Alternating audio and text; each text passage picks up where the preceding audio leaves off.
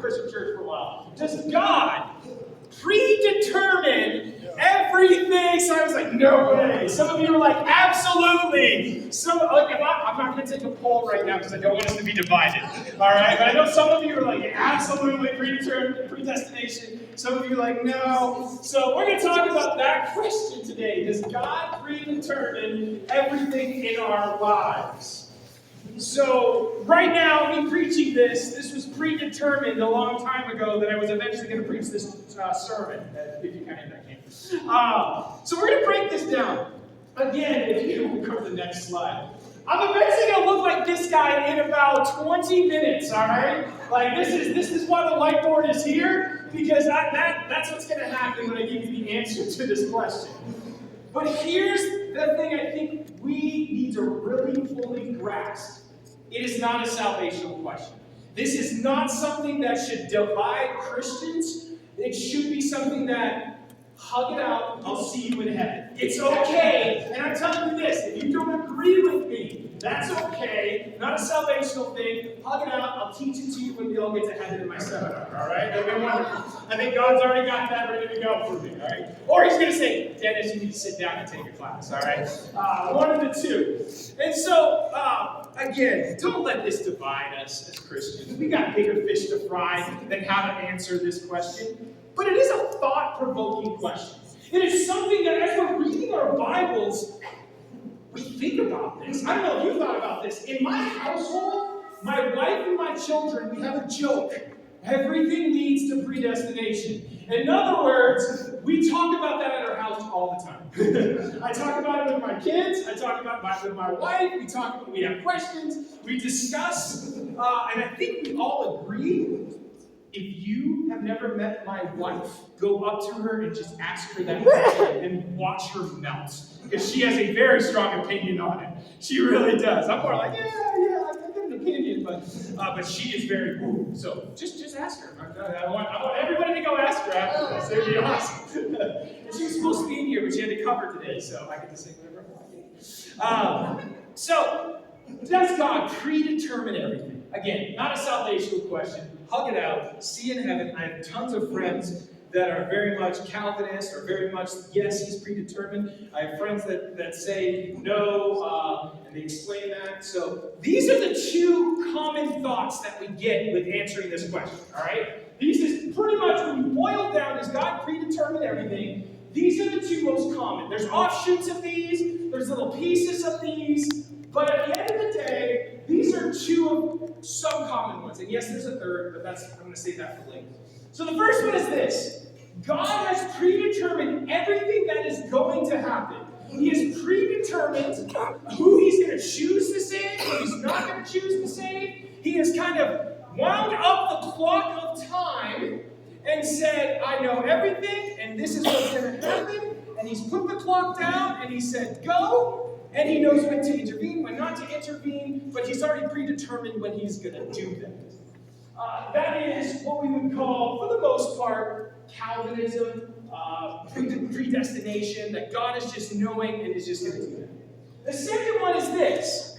God gives us free will, but knows what we will choose. So in other words, God says, I'm going to let you choose, but I already know what you're going to choose. So I look at the timeline, and I know everyone that's created is going to choose. Those are the two most common thoughts. I want to say this, I forgot to mention this, is we actually had a debate about this at the core on Thursday, 2 Thursdays ago, if anybody saw this. There was a debate with Barry and, I can't remember the other guy's name. Judd, yeah. Really great debate, really smart dudes up there. I'm not going to tell you who I think won, but they had both really good arguments, and it was a great discussion. It's Christians talking about Christians. All right, so we're going to move on from there. There are some things about this that all sides, if you're a Christian, would agree on, and I would say is salvation. One of those meaning this. God is all-knowing. We call that omniscience. God is all-knowing. There's nothing that God does not know. He is all-knowing. All right? And so here is 1 John 3, 19 through 20. 1 John 3, 19 through 20. or just read the Bible for more than 10 minutes, you probably will recognize that God is omniscient. But 1 John 3:19 through 20 says this. It says, "By this we shall know that we are of the truth and reassure our hearts before Him. For whenever our heart condemns us, God is greater than our hearts, and He knows everything." Omniscience. We can't hide from God. The other thing that I think is really important, and again, I think all sides, all Christians would agree on this piece as well, is the idea is God is sovereign over everything. He is in control. He is all-powerful. He is the King of kings. He is the creator, and He is sovereign. So there's nothing He can't control. There's nothing He can't do. He is in complete. Nothing surprises God. He is in complete control. Again, I would say if you said God doesn't know everything or God isn't sovereign, that could get you into some salvation because that's not the God of the Bible. So let's read for this Isaiah 46, 8 through 10. Isaiah 46, 8 through 10 says this. Isaiah 46, 8 through 10. "Remember this and stand firm. Recall it in your mind. You transgressors, remember the former things of old. For I am God, and there is no other. I am God, and there is none like me, declaring the end from the beginning and from ancient times, things not yet done, saying, my counsel shall stand, and I will accomplish all my purposes." A sovereign God. 1 Chronicles 29, 10 through 13. 1 Chronicles 29, 10 through 13 says this. It says, "Therefore David blessed the Lord in the presence of all the assembly, and David said, Blessed are you, O Lord, the God of Israel, our Father, forever and ever. Yours, O Lord, is the greatness and the power and the glory and the victory and the majesty, for all that is in the heavens and in the earth is yours. Yours is the kingdom, O Lord, and you are exalted as head above all. Both riches and honors come from you, and you rule over all. In your hand are power and might, and in your hand it is to make great and to give strength to all. And now we thank you, our God, and praise your glorious name." Sovereign God. He is in control. And I think that's an important thing for us to really grasp when we're talking with Christians. Those are things that are really, really important. And I think those are salvational. But when we look at the other person's perspective on answering this question, we have to recognize that a true Christian will recognize all of those things. And that was one of the beautiful things about the debate we had last Thursday, is everybody agreed to those things. God is sovereign. God is all-knowing. Here is the characteristics of God that we see in the Bible, okay? And so I already mentioned the first two. One, He's sovereign and over everything. Remember, characteristics are this. That is who God actually is. He is all-knowing. He is sovereign. He is, number three, He is love. That is His definition. He is also righteous. We like the love part sometimes. We forget about the righteousness and the just part of God. Everything God does is just, is fair. It's an important thing to understand. It's God, nobody goes to hell that doesn't deserve it. It's as simple as that. And so, God is fair with everything He does. So when we're examining questions like this, does God predetermine everything? What we have to do is we have to make sure that all these characteristics fit in our theory. And so that's what we're going to present today. If we take away any one of those characteristics, we're not talking about the God of the Bible. And therefore not talking about God. So we have to reconcile all of those characteristics if we are going to answer questions about God. So let's begin. School of thought number one. God has predetermined everything that is going to happen. Every single thing. Turn to Romans 8:29 through 30. And again, these have biblical basis, right? So Romans 8:29 through 30. Here's what it says. For those whom he foreknew, he also predestined to be conformed to the image of his Son, in order that he might be the firstborn among many brothers. And those whom he predestined, he also called. And those whom he called, he also justified. And those whom he justified, he also glorified. So, here's where the whiteboard's going. God has predetermined everything. He has decided who he's going to save, and he's decided who he's not going to save. If that is the case, let's look at this from the world point of view. God sets a timeline for the world. We've got the past, the present, and the future. God has also, in this case, said A is going to happen, B is going to happen, and C is going to happen. I've wound up the clock, I've created, this is how it's going to go. When that happens, let's look at the individual. I'm going to put a little stick figure here for all of you. So, if we zoomed out and we took billions of people and we said, okay, now we're talking about the individual person. Okay, so there's the world timeline. Well, if he predestined everything in the world, he's going to predestine everything for me. And so, what do our lives look like? Well, our lives look like you're created. Maybe A will happen, B will happen, C, and then you die, and you better have hope that God has chosen you to be saved. Better hope. So do you have any free will with this if God has just said this is your life? No, there is no free will in that case. Because if you're just created, that also means you could be created to go to hell as well. It doesn't seem right. Let's go to the character of God and match this puppy up. Sovereign over everything? I didn't check mark. He created everything. He's sovereign. He's in control. Okay, fine. He's all-knowing. Well, yeah, he created it, so he's all-knowing. That's fine. He's love? Ooh, does he love all of us or just some of us?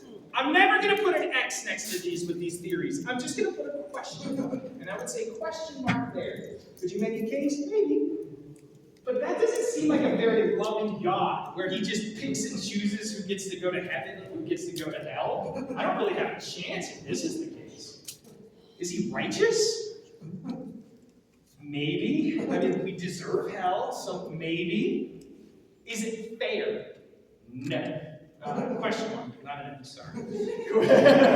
Question mark, not an X. I won't tell you what my bias is. I don't think that's fair. If I'm born and God has predestined me to go to hell, and no matter, there's nothing I can do, that doesn't seem like a fair God, but yet the God of the Bible seems very fair, more than fair. Something's off here. And so, that would be kind of questioning. I don't think that's the God of the Bible. It just doesn't seem right to me. Let's do school of thought number 2. God gives us free will, but knows what we will choose. Okay, so here we go. I think I'm good. I think it'll erase. I had them on backup because this doesn't erase very well. So let's go here. This is probably, I don't know about more common or not, but I think this is where a lot of us default to. If we don't know anything else, this tends to be the default, because the other one just seems kind of mean. Or questionable. I said questionable. And if you're a Calvinist, I still love you, okay? We're on the same team. Just remember this, okay? Just remember, I love you guys. School of thought number 2. God gives us free will, but knows what we will choose. Turn to Deuteronomy 30:19 to get this choice thing here. Deuteronomy 30:19. I think there's tons of scripture to back up choices. People making choices. I'm not going to talk about that here. Deuteronomy 30:19 says this. It says, I call heaven and earth to witness against you today that I have set before you life and death, blessing and curse. Therefore, choose life, that you and your offspring may live. So there's an element, and that's just one example, but there's an element that people can choose. Adam and Eve, they have choice. There's free will involved, where people can make their decisions. So let's follow the timeline real quick here with this. God gives us free will, but knows what we will choose. Well, you're not going to see much of a difference, actually, because here's the world. I don't know why I just drew a circle there, but that's the world. So here's God's world timeline. God creates the world. He doesn't predestine everything, but he does know A, B, and C are going to happen. And A, B, and C could be Jesus resurrecting, C, Jesus comes back, whatever it is. Okay, so certain things that God has decided is going to happen, and he knows it's going to happen because he just knows the future. He knows what's going to happen. And so that's the world timeline. Even though, technically, let me use blue here, there is free will, so there are other options. No blue. Right. I just didn't want to pick it up again. There are other choices, but really there's not. Like you could choose it, but God's like, I know you're not going to choose it, right? And so there's really, even though people are free to choose, God knows what they're going to choose anyway. And so there really isn't that much of a choice. When you were born, God knows what you're going to choose. You technically have the free will. But let's look at this from an individual person standpoint now, because this is an important one. So, in our lives, whenever, and this is the question I always ask somebody with this school of thought, when does God know what you are going to choose? Is it before you were created? Is it when you're in your mother's womb? Is it when you turn 1? When does God know what you're going to choose? Because that is a big question. And so, in our lives, God knows, even though we could choose other things, he knows we won't. So is there much of a difference from school of thought 1 to school of thought 2? Not really. Here's where it really hurts. This is where it kind of gets me. When we look at the character of God, he is sovereign over everything. Okay, check. He's all-knowing. Okay, check. He is love. Here's the example I'd like to put out here. If I knew 100% that my children would not accept Jesus and that they would spend eternity in hell, I would not have conceived them.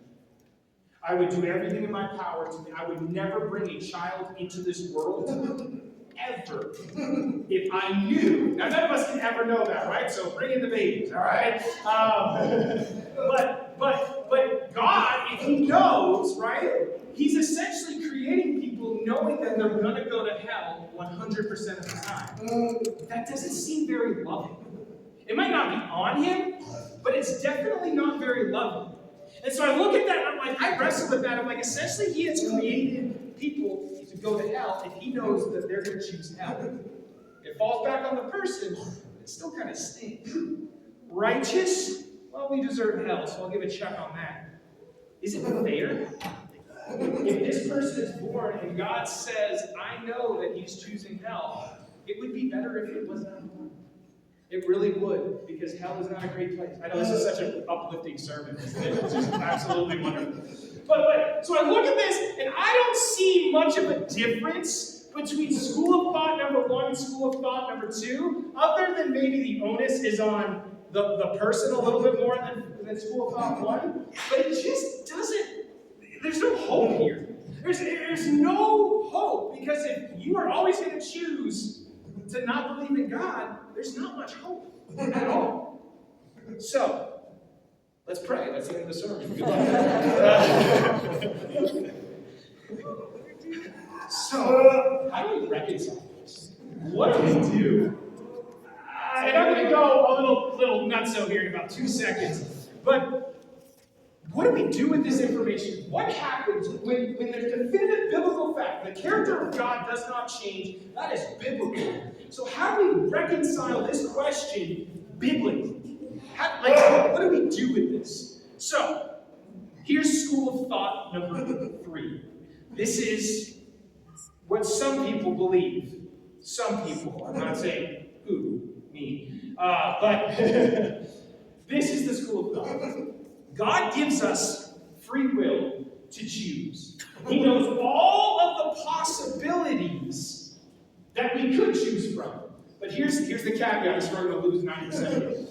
But the future is not something to know. It is not something to know. I'll explain. He may step in and take away free will when needed in a just and fair way.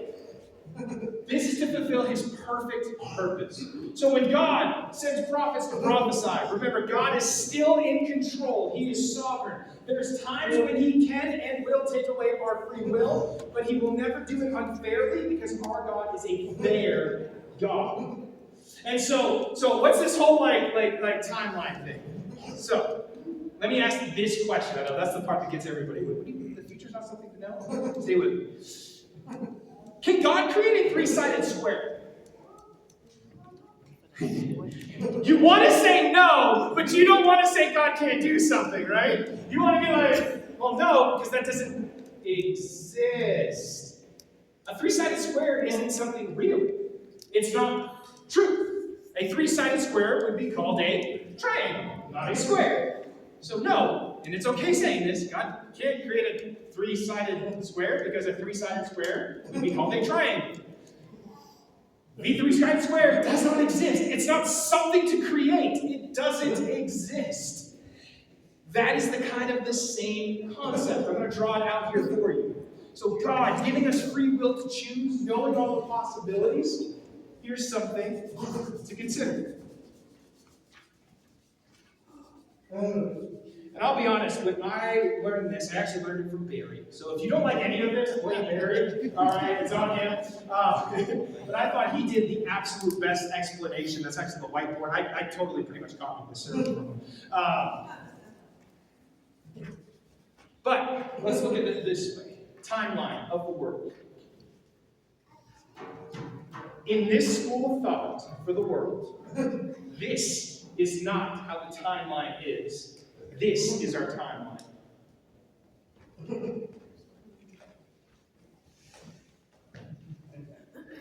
Yeah, I'm going. You get what I'm saying, right, Tyler? All right. Times this by 1 billion. If I could just fill up this whole thing with all these strings of line. This right here is this very moment. Right now. This is the only thing that exists. There's Abraham Lincoln isn't the president of the United States if we get in a time machine. That's not a thing. We can't do that. That doesn't exist right now. It did happen. Abraham Lincoln was a president. He's not president right now. Donald Trump's the president right now. Right? So right now, this moment is the only thing that's real. Tuesday doesn't exist. It doesn't. So, what is God? Instead of limiting God, so I would argue that we're limiting God in School of Thought 1 and 2. Instead of limiting God to just this one timeline, God knows every single possibility that one can choose at any given moment. Over 4 billion or 6 billion, I think now we're at, people on the planet, and knows all of that. It's not one linear line, but instead knows every 7. Thank you, Simon. 7 billion people with infinite possibilities. That's what God knows. That's amazing. If you really break it down, it's not one linear line for 7 billion people. That's chump work. Hey, I can do that. This God knows every possibility that every one of us can possibly choose, but it is the future. So it's not something to know. And so, let me show you this. What does that look like for you, individually? And yes, I'm going to come back. How does he make sure things happen? I'm going to get there. So, you. That means our God knows every single possibility that we could take, every avenue that we could go through, every way that leads to him, every way that doesn't lead to him, and is interconnected. And instead of winding the clock and just saying, I predestined all this to happen, our God walks with us day to day, with us all the time. And what he does, if you choose something, he's not like, oh no, you got me there, Dennis. That was no. He's like, yeah, I got a plan for that. How can God make sure things happen? Because he's still in control. He's sovereign. So, he is going to make sure there are certain things that God is making that it's going to happen because he said it's going to happen. So here's an example. Jesus dying on the cross and rising again.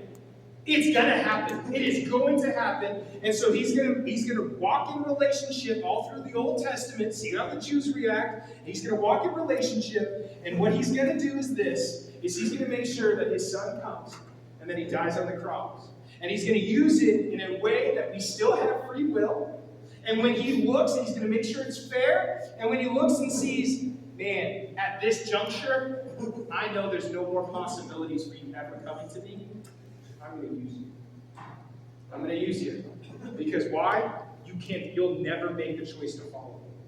I think God does that is he gives us many chances. All he has to do is give us one chance to choose him. But I think our God reacts to us and gives us many, many chances. But there are times in our lives when we're at this point right here, we've chosen all the things, and there's nothing else that's going to lead us back to God because we've chosen them. I think we see that biblically. So, the idea of God changing his mind and walking relationally. Let's look at Jonah. Jonah, chapter 3. This is the most common one. There's plenty of other spots, but this is probably the most common one used. Jonah, chapter 3. So, God reacts with us, changes his mind sometimes, and he's free to do that because he's walking relationally with us right now in the present. He can change his mind. There's nothing wrong with changing his mind. He is God, and every time he changes his mind, the way he was going to do it is right. The other way he's going to do it is right. If I have mac and cheese for lunch or I have ramen, neither one of those is right or wrong. It's just what I decide that I'm going to do, but eventually I'm feeling my stomach. All right? That is what's going to happen. Same thing with God. It's like there are certain, he's never going to choose anything that's outside of his character. He's never going to determine that. But he might change his mind. But he's never going to change his mind on prophecy or anything that is specifically concrete to his wonderful and beautiful will. He'll never change his mind. Let's look at Jonah. Jonah, chapter 3. And it's not a long chapter. So whenever you see chapter, don't think it's going to be like, it's a really short chapter. Okay? Jonah, chapter 3 says this. And no, it's not the whale part. Then the word of the Lord came to Jonah the second time, saying, Arise, go to Nineveh, that great city, and call out against it the message that I tell you. So Jonah arose and went to Nineveh according to the word of the Lord. Now Nineveh was an exceedingly great city, 3 days' journey in breadth. Jonah began to go into the city, going a day's journey, and he called out, Yet 40 days and Nineveh shall be overthrown. And the people of Nineveh believed God. And they called for a fast and put on sackcloth from the greatest of them to the least of them. The people of Nineveh, the word reached the king of Nineveh, and he arose from his throne, removed his robe, covered himself with sackcloth, and sat in ashes. You ever been that sorry before? And he issued a proclamation and published through Nineveh, by the decree of the king and his nobles, let neither man nor beast, herd nor flock taste anything. Let them not feed or drink water. But let man and beast be covered with sackcloth, and let them call out mightily to God. Let everyone turn from his evil way and from the violence that is in his hands. Who knows? God may turn and relent and turn from his fierce anger so that we may not perish. When God saw what they did, how they turned from their evil way, look at this, God relented of the disaster that he had said he would do to them, and he did not do it. Change his mind. Relationally, walking with us in the present. Guess what? If they didn't repent, I think Jonah chapter 3 looks a little bit different, my friends. If they completely go in their own way, I think Jonah chapter 3 is really a lot different. I think Nineveh doesn't look very nice. And so, we see this, and I want to emphasize just kind of a side note with this. This is why praying matters so much. This is why our God is walking in relationship with us. He is not sitting back and just watching things happen that he's predetermined. Instead, he is walking with us and communicating with us and talking with us. And that's why our prayers matter. That's why we have free will to turn away and follow Christ and to be in relationship with that King. When we ask things of God, they could be. That they happen. How many of you have had an answered prayer? Yeah, they actually happen. How many of you have had God say no? That happens to be way more. All right, not a chance. Both of those things happen. If it's not in His perfect will, the answer is no. Sometimes if it's not good for you, God's going to throw you a bone and be like, no, trust me. When you're in third grade, you're wanting to marry that one girl, and God goes, no, Dennis, you got Hannah waiting for you. She's way better. All right? Like, oh, come on, God. Like, so yeah, there are times when it's no for our benefit, but there's also times where it's no because that's not going to fulfill His plan. But I think there's other times where God's like, yeah, absolutely. Let's go this route. I'll walk with you through. We instead, in this kind of theory, have a relational God instead of a God that is just predetermining everything. So, I want to throw a couple of examples, and you can kind of go through your Bibles and look at this. God says He's sorry quite a bit in the Bible. Now, He didn't do anything wrong. He's talking about, like, that really stinks. It didn't work out. 1 Samuel 15:1, 1 Samuel 15:35. God regretted making Saul king. I think if you look at our timeline with that, we would say, like, God looks and says, okay, Saul, there is a possibility that Saul would do a really great job. So He's like, all right, let me give that to you. I don't think there's a good high probability, but you're asking, I'll give it to you. But don't worry, I've got a backup plan. I'm going to walk with you. And so it doesn't work out with Saul. And so God says, my plan is still going to be fulfilled. I'm going to step in. I'm going to make David king. Jonah 3:10, God relented. We just talked about that one. Jeremiah 18:8, 26:3, God speaks of relenting concerning disaster upon nations that repent. God speaks of relenting concerning disaster if people turn from evil. Go through the Bible. This is a fun exercise and look at how God changes His mind over and over. So, with all of that being said, by the way, send me emails. I love these questions. Thoughts. If you don't agree with me, I still love you. It's okay. We can high five, like I said, and see you in heaven. This is not something to divide us as Christians, but it is something, what I think is appropriate is I don't want one person saying, this is the only way. Predestination, He's determined everything, that's the only way. Or school of thought number 2 is the only way. What I encourage you to do, and this is important, as we look through the Scriptures, and as we read our Bibles, and we look at the character of God, I think it's important for you yourselves to recognize, what do you think? That's an important thing. This is not an essential question. This isn't going to determine heaven or hell. But look through the Scriptures in the character of God and say, what makes the most sense of these 3 theories? And then you can give me a high five if you're right. That would be pretty cool. So, while God gives us free will, He's still sovereign over the world. He is in complete control. Sometimes He will take away our free will. I don't think we know when that happens.